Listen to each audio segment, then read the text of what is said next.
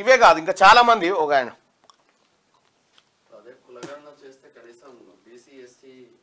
ఈ లెక్క బయటకు వస్తుంది కులగణన చేస్తే.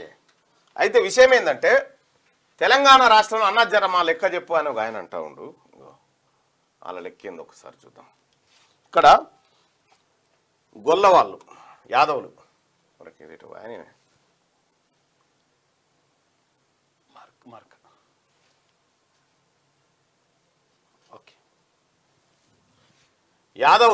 యాదవులు తెలంగాణ రాష్ట్రంలో ఎంతమంది ఉన్నారు తెలుసా? యాదవులు తెలంగాణ రాష్ట్రంలో అత్యధిక సమగ్ర కుటుంబ సర్వే లెక్కల ప్రకారం అత్యధికంగా జనాభా కలిగినటువంటిది ముదిరాజు సామాజిక వర్గము. ముదిరాజులు ఎంతమంది ఉన్నారంటే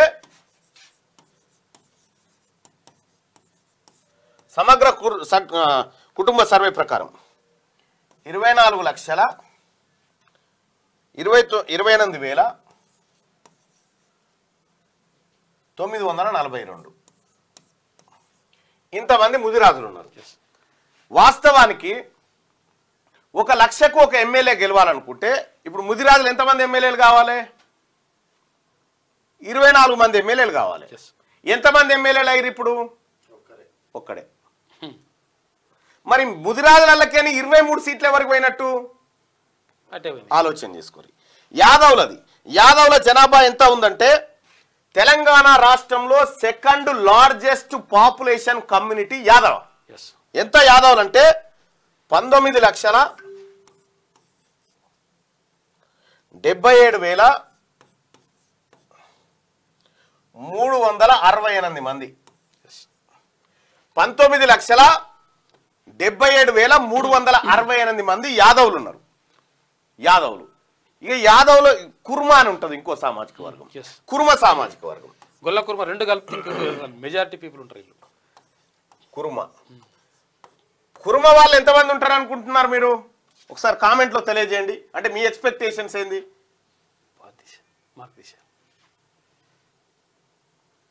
కుర్మ వాళ్ళు ఎంతమంది ఉన్నారంటే 5,56,000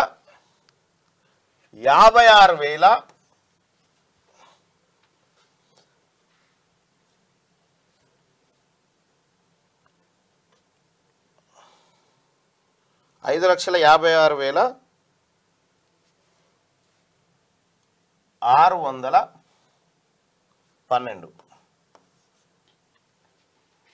5,56,612 మంది కుర్మ సామాజిక వర్గం నుంచి ఉన్నారు. కుర్మ సామాజిక వర్గం నుంచి ఎంతమంది ఎమ్మెల్యేలు ఉన్నారు?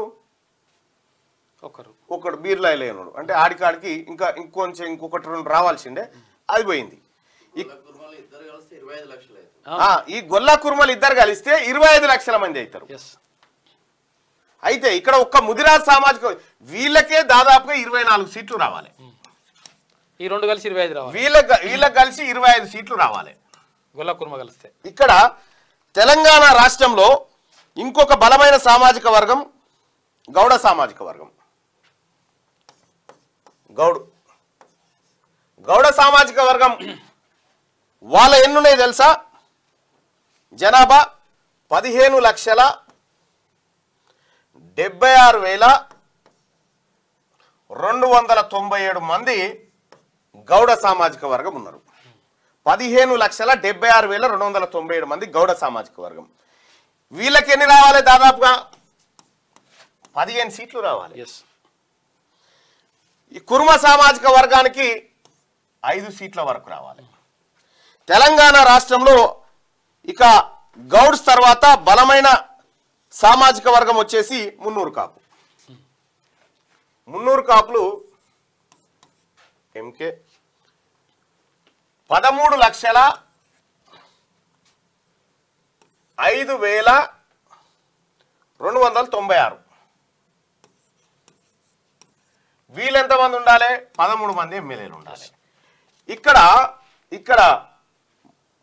మున్నూరు కాపు, ముదిరాజు, యాదవ, కుర్మ, గౌడు, ఆ తర్వాత పద్మశాలీలు కూడా. పద్మశాలీల జనాభా ఎంత అంటే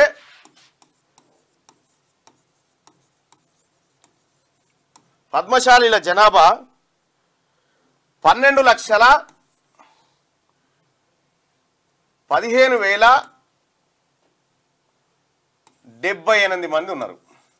వీళ్ళకి ఎన్ని రావాలి? 12 రావాలి. పద్మశాలీలకు 12 ఎమ్మెల్యేలు కావాలి. ముదిరాజులు 24 ఎమ్మెల్యేలు కావాలి. గొల్ల కుర్మలు కలిస్తే 25 రావాలి. గొల్ల కుర్మలు కలిస్తే 25 రావాలి. గౌడ్లకు 15 రావాలి. మున్నూరు కాపులకు 13 రావాలి. ఇగో ఇది లెక్క. ఇక్కడ చూడండి, వాళ్ళ జనాభా ప్రాతిపదికన చూస్తే 10, 16, 19,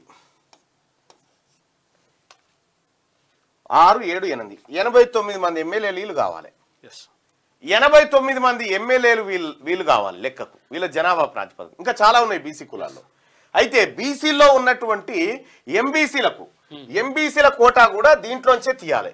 ఎందుకంటే వీళ్ళంతా బీసీలు కాబట్టి దీంట్లోంచి కొంచెం 4-5 తగ్గించుకుంటూ పోతే అంత బీసీలు అంతా కలిసి దాదాపు 80 సీట్లు అయితే ఉండాలి. ఈ తెలంగాణ రాష్ట్రంలో ప్రభుత్వం ఏర్పడడానికి 60 సీట్లు చాలు. 60 సీట్లు చాలు. ఇప్పుడు తెలంగాణ రాష్ట్రంలో ఉన్నటువంటి రెడ్డి సామాజిక వర్గానికి సంబంధించినటువంటి జనాభా ఎంత అంటే, రెడ్డి 10,11,612. తెలంగాణ రాష్ట్రంలో రెడ్డిల జనాభా 10,11,612 మంది. వీళ్లకు 100కి 100% ఇచ్చినా కూడా 10 ఎమ్మెల్యే సీట్లు రావాలి. ఇక వెలమల జనాభా 1,02,000, 1,02,310. ఇది వెలమల జనాభా. ఈ వెలమలకి ఎన్ని సీట్లు రావాలి? మహా అయితే ఒకటి. కానీ ఇప్పుడు ఎన్ని వచ్చినాయి? 10, 14 ఉన్నాయి. 10, 14 ఉన్నాయి. మరి ఎవడు ఎత్తుకపోతా ఉండు? ఇక్కడ 10 సీట్లు రావాల్సిన రెడ్డిలకేమో 40 సీట్లు, 43 రెడ్డిలకు. ఇక్కడ ఒక్కటి రావాల్సినటువంటి వెలమలకేమో 14 వచ్చినాయి. మరి ఎవరి సొమ్ముతోటి ఎవడు బతుకుతా ఉండు, ఎవరి ఓట్లతో ఎవడు బతుకుతా ఉన్నాడు అనేది ఇప్పుడు మనం ఆలోచన చేసుకోవాల్సినటువంటి లెక్క. ఇది నా లెక్క కాదు, ఇవి నేనేసిన అంకెలు కాదు, కేసీఆర్ తయారు చేసిన సమగ్ర కుటుంబ సర్వే లెక్కలు ఇవన్నీ. ఇన్ని రోజులు దాచిపెట్టిండే కేసీఆర్. ఏదో నేను ఎమ్మెల్సీ అయినా కాబట్టి నేను దేగలిగిన వీటిని. ఇగో ఈ లెక్కలు, ఇవి సమగ్ర కుటుంబ సర్వే లెక్కలు. మరి మెజారిటీ ప్రజలైనటువంటి బీసీలకు, ముఖ్యంగా ముదిరాజులకు, మున్నూరు కాపులకు, యాదవులకు, కురుమలకు, గౌడ్లకు ఈటి సంగతి ఏం తెలవాలి. ఈ 10 లక్షల మందిలో కూడా మళ్ళా గుటాడి వేరు, మొటాడి వేరు ఇవన్నీ ఉన్నాయి. మళ్ళా పాకనాటి అవన్నీ వేరే ఉన్నాయి. మళ్ళా ఆ లెక్కలు ఇంకా గమ్మతుంటాయి. ఆ లెక్కలు చూస్తే మొత్తం జనాభాలో ఓసీలంతా కలిసి 6.98%, బీసీలు 60%. ఇది లెక్క. 60% ఉన్నోళ్ళేమో 19 మంది. 60% ఉన్నోళ్ళు 6% ఉన్నోళ్ళేమో 60 మంది. ఇగో ఇది రాజకీయ ముఖ చిత్రం. మునుగోడు నియోజకవర్గాన్ని ఇప్పుడు చూసారు కదా. మునుగోడు కాడ ఇగో ఈ లెక్కలు బయటికి రావాలని రాహుల్ గాంధీ గారి ఆలోచన. ఆయన ఆలోచన ఏంటంటే ఈ లెక్కలు బయటికి రావాలి, ఈ లెక్కలు బయటకు వస్తేనే ప్రజలకు న్యాయం జరుగుతుంది అనేది రాహుల్ గాంధీ గారి ఆలోచన.